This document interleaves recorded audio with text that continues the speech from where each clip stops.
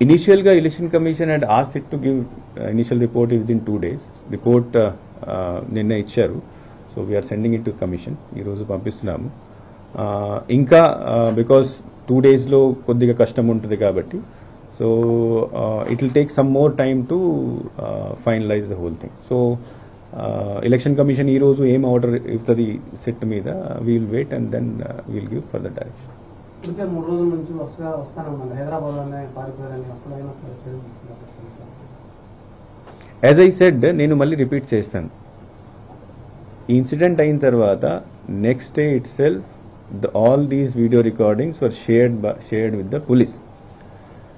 And then investigation also started. Investigation start అయిన తర్వాత కొత్త ఎస్పీ వచ్చిన తర్వాత అండ్ సిట్ వచ్చిన తర్వాత స్పీడప్ అయింది. 20th కే మెమో కూడా ఫైల్ అయింది. He was named as accused number 1. And then after that to arrest him the process is already started. Teams are already there in different places and we will the police is doing all efforts to arrest the person. ఆ polling booth లో పిల్లలతో పాటు ఇంకెంతమంది మీద case నమోదు? ఇప్పుడు 40 గ్రాముల జీడి ఇంగువ పొడి కొంటే 40 గ్రాముల జీడి ఇంగువ పొడి ఉచితం. ఇప్పుడు 40 గ్రాముల జీడి ఇంగువ పొడి కొంటే 40 గ్రాముల జీడి ఇంగువ పొడి ఉచితం.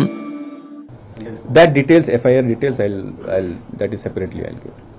Sir, మాచర్ల ఇష్యూ ఈ ఘటన తర్వాత రిమైనింగ్ వాటిలో కూడా ఈవీఎంలు ఎక్కడైతే ధ్వంసమయ్యాయో వాటికి సంబంధించిన ఫుటేజ్ ఏమన్నా పరిశీలిస్తున్నారా? వాటిని నేను మళ్ళీ I don't want to say it again ప్రతి ఇన్సిడెంట్ సంబంధించి ఫుటేజ్ ఆల్రెడీ పోలీస్కి ఇవ్వడం జరిగింది డిస్ట్రిక్ట్ కలెక్టర్ ద్వారా. So on the basis of investigation ఏం వస్తుంది 1 by 1 everything is getting investigated and arrest are being done. Sir accused అనర్హతకు గురైనటువంటి సెక్షన్ ఒకవేళ గెలిచిన అతనికి గెలిచినట్లుగా డిక్లరేషన్ ఇస్తారా అంటే కోర్టు జడ్జిమెంట్ ప్రకారం వెళ్ళాల్సిందే? No, now since the contest is already over, votes have already been polled.